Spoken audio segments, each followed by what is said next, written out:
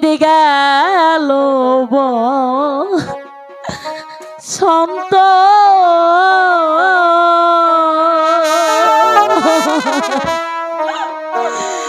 হই না আলো রে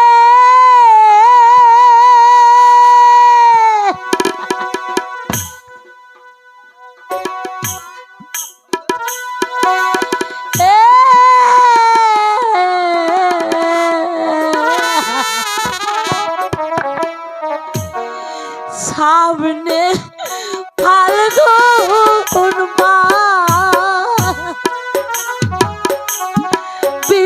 বিরহিতে ভবনে আগু জলে পারো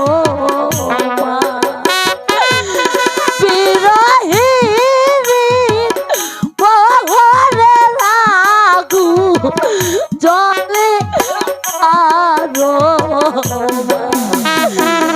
সাবে সাবে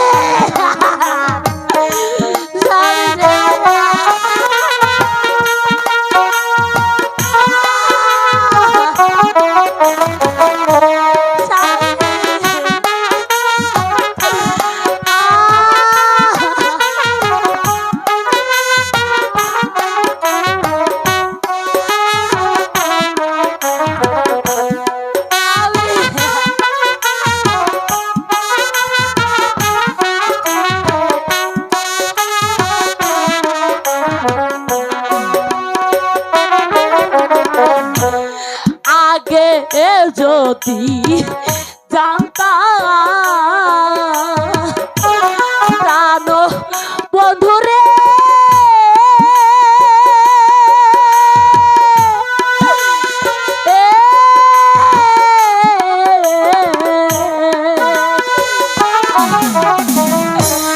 যাইবারে ছাড়ি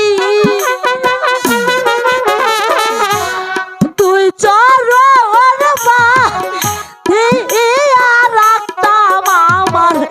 মাথার কে সরিয়া সাবে সাবে সাবে আমাকে একা করে না সাবে আমাকে একা রেখে দে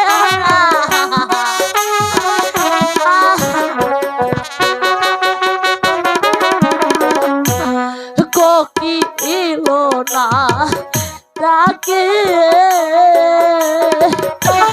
কদম ডালে রে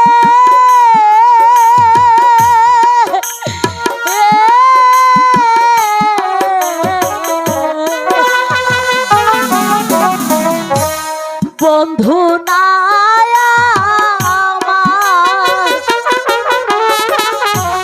বন্ধু বিদে তাই যে কে হো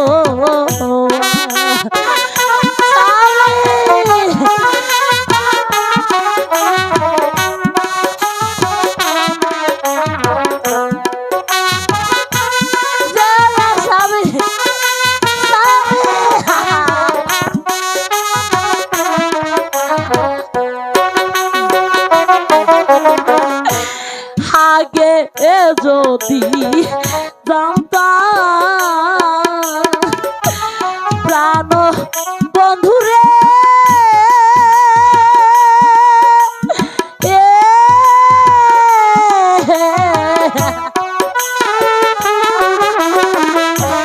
যাইবারে ছাড়িয়া তুই চরণ মাথার কে সদিয়া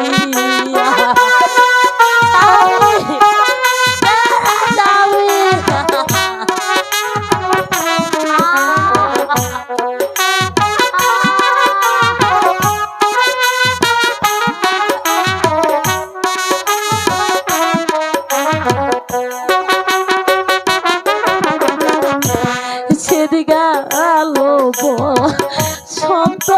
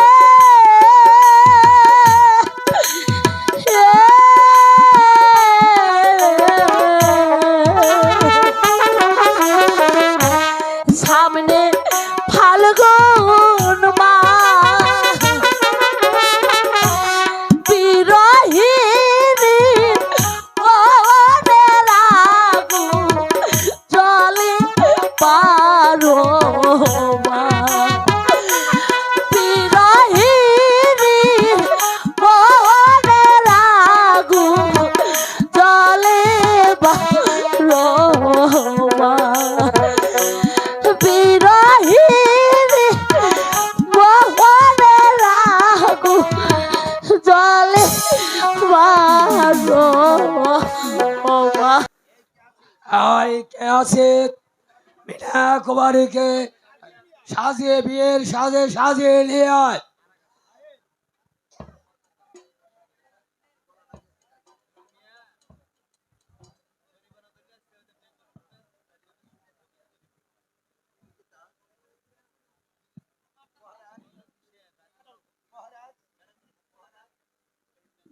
মহারাজ,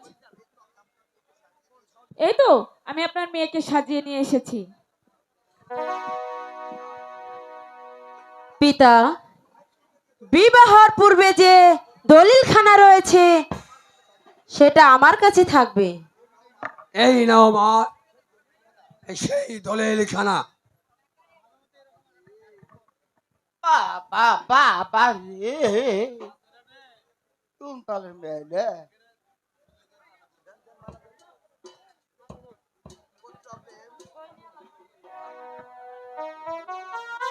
ঘটক সাহেব, এই দলিলখানায় একমাত্র সাক্ষী এখন পর্যন্ত নেই। এই দলিলখানায় আপনার স্বাক্ষরটা দিয়ে দিন। আগে বলতো রাজ্য সে সই দিয়েছে, এ আমার আবার কি এর দরকার? আপনাকে বিশেষ প্রয়োজন, তার জন্য বলছি আপনি দলিলে সই করে দিন। সই করে দিন বলছি। কি কয়? ঠিক আছে ঠিক আছে, দেন আমি সই করে দিচ্ছি।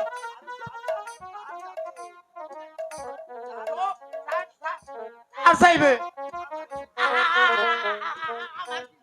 তাড়াতাড়ি সই করে দিন বলছি।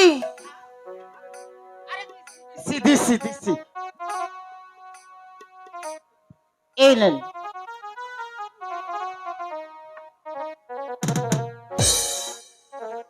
কি রে আজরা,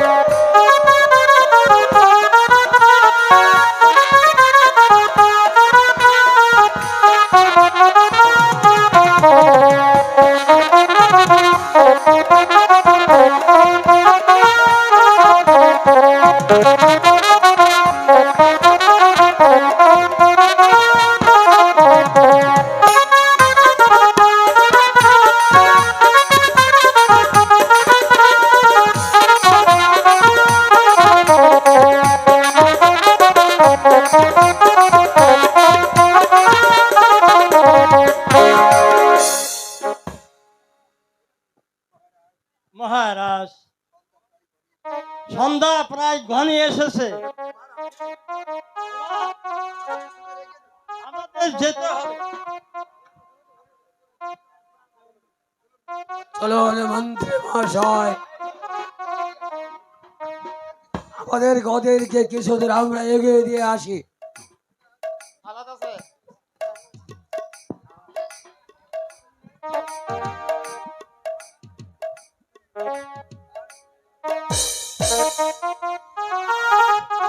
স্বামী, আজ থেকে আপনি আমার স্বামী আর আমি আপনার বধূ।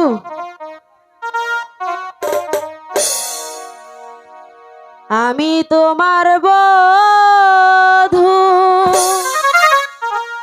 তুমি আমার স্বামী। ভগবানের পরে তোমার বড় বলে যা, আমি তোমার বধূ, তুমি আমার স্বামী। ভগবানের পরে তোমায় বড় বলে জানি।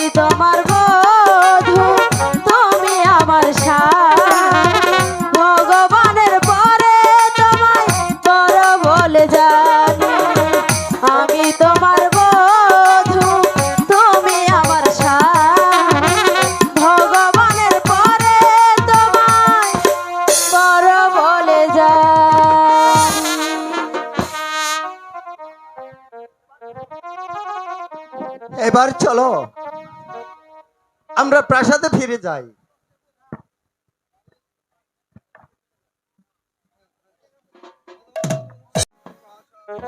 মন্ত্রী মহাশয়, আর কন্যা মীনা কুমারী এখন বিয়ার উপযুক্ত হয়েছে। তাকে দেখে শুনে ভালো একটা সৌভাগ্যের সাথে বিয়ে দিতে হবে। তাতে আপনার কি অভিমত? আপনি যখন সম্মত আছেন তাহলে আমার অমত থাকার কিছু কারণ নেই। আমি শুনেছি ওই বিজয়নগরের রাজার নাকি একটি পুত্র আছে। আছে বলে শুনেছি, আবার বিবাহ করেছে বলে শুনেছি। প্রণাম মহারাজ, প্রণাম কে? প্রণাম। কে তুমি? কোথায় তোমার বাড়ি? কে হতো তোমার আগমন? কি চাও তুমি এখানে? মহারাজ, আমাকে তো চিনতে পারেন নাই। আমি হচ্ছি এই শর্মা ঘটক। আমি শুনতে পেরেছি আপনার নাকি একটা কন্যা আছে, তার বিবাহর সম্বন্ধ নিয়ে আমি এখানে এসেছি। ছেলেটি কে? ছেলেটি হলো বিজয়নগরের অধিপতি রাজা বিজয় সেনের এই একমাত্র পুত্র যুবরাজ প্রেম কুমার। মন্ত্রী মহাশয়, আপনি না বলেছিলেন তোমার বিবাহ করেছে? ঘটক মহাশয়, কুমার বিবাহ করেছে এই কথা আমি শুনেছি। এই কথা সত্য না মিথ্যা? মহারাজ, এই বিবাহ করছে সত্য। এখন যাকে বিবাহ করবে সে হবে রাজ্যের রানী, আর আগে যাহাকে বিবাহ করেছে সে হবে আপনার মেয়ের পদসেবা। তা হইলে হতে পারে, কিন্তু আমি আমার মেয়ের কাছে মতটা জেনে রেখি। আই কে আছে আমার একমাত্র কন্যা এই মীনা কুমারীকে রাজ দরবারে পাঠিয়ে দে।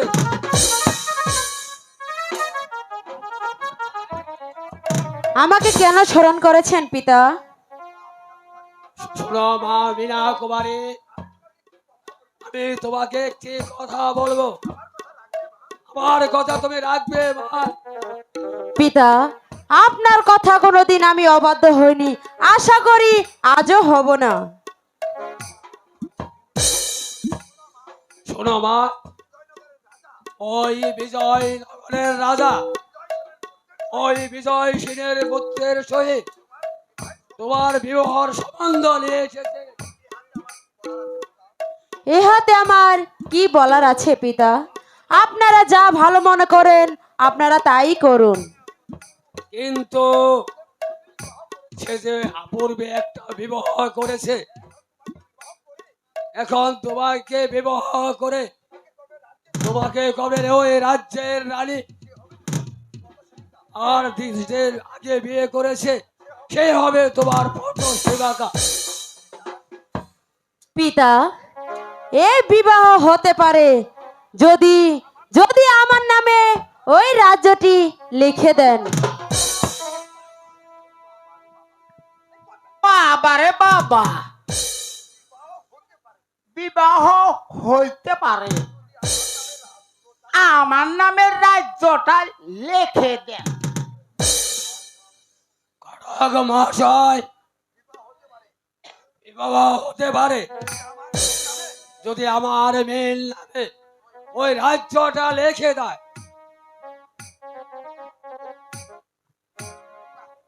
ও না, হবে না, না না না না না না, হবে না হবে না হবে না, হবে না কেন? এই 100 বার হবে। পিতা, যদি আমার নামে ওই রাজ্যটি লিখে দেয় তাহলে এই বিবাহ হবে, নয়তো না। মেয়ে নাকি হবে হবে হবে হবে, 100 বার হবে, 1000 বার হবে, হবে। ঘটক মহাশয়, তাহলে বিবাহের দিন ধার্য করা হোক। তাহলে আগামী পরশু দিবস এই গদলি লগ্নে এই সন্ধ্যা 6:30টায় আপনার মেয়ে বিবাহ হবে হবে। তাহলে এখন আমি আসি। ঘটক মহাশয়, এই বিবাহে কিন্তু আপনারও নিমন্ত্রণ রইল। আমি তো ওই তালেই থাকি, খাওয়ার আশায় থাকি। তবে এখন আসি, নমস্কার নমস্কার, আসি। মন্ত্রী মহাশয়, এবার যে আমার বিশ্রামের প্রয়োজন।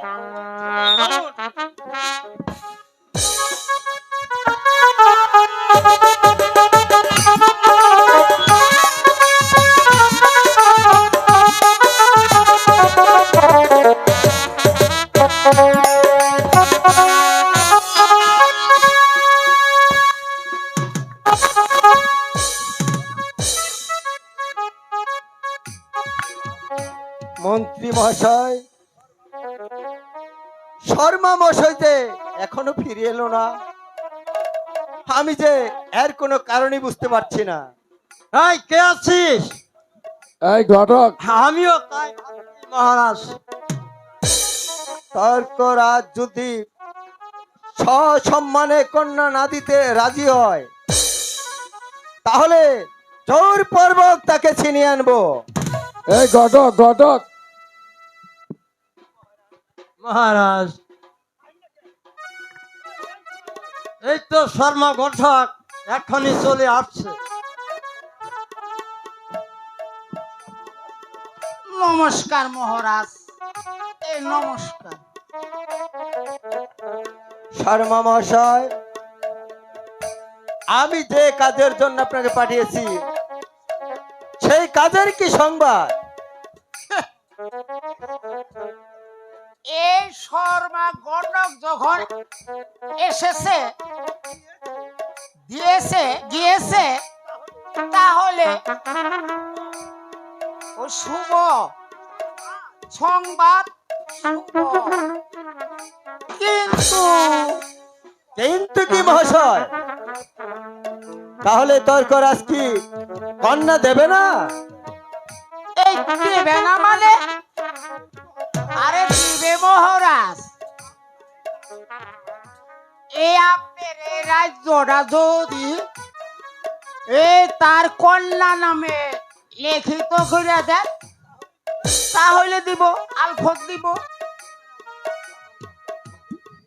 এই সামান্য তর্করাজের মেয়ে, তাকে বিবাহ করার জন্য আমাকে দিতে হবে এই রাজ্য? মন্ত্রী মহাশয়, আরো বলো কুমার। আমি যে সব কিছুতেই সহ্য করতে পারছি না। বলেন বলেন মন্ত্রী মহাশয়, এখন এখন আমি কি করব? ধৈর্য ধরো কুমার, ধৈর্য ধরো। এর মধ্যে আজাদের মধ্যে এমন দু একটি হয়েই থাকে। হ্যাঁ হ্যাঁ হ্যাঁ হ্যাঁ মহারাজ, আমিও মাসে মাসে এই দুই একটা করেই থাকি। শর্মা মহাশয়, আপনি কি বিয়ার দিন ধার্য করে এসেছেন? হ্যাঁ মহারাজ, এই আগামী বুধবার এই সন্ধ্যা 6:30টায় বর সেজে যেতে হবে।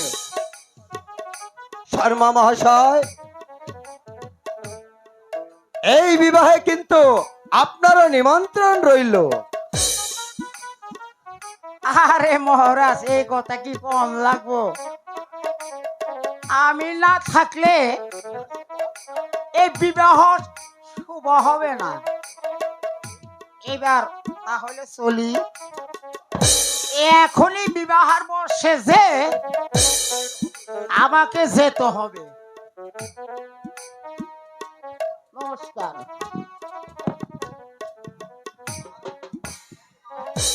কুমার,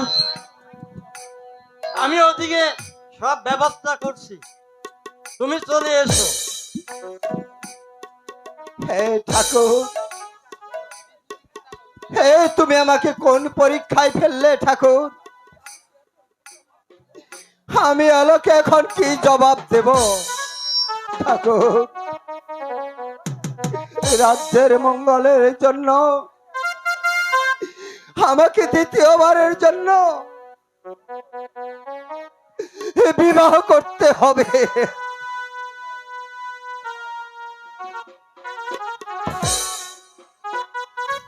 এই কি স্বামী, বর যাত্রী সেজে আপনি কোথায় চলছেন?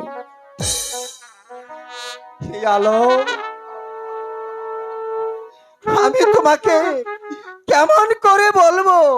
এমন কি কথা স্বামী যেটা আমার কাছে বলা যাবে না স্বামী? আপনি হ্যালো? বলুন স্বামী, আপনি এত ব্যস্ত কেন? আপনি বসুন, বসে কথা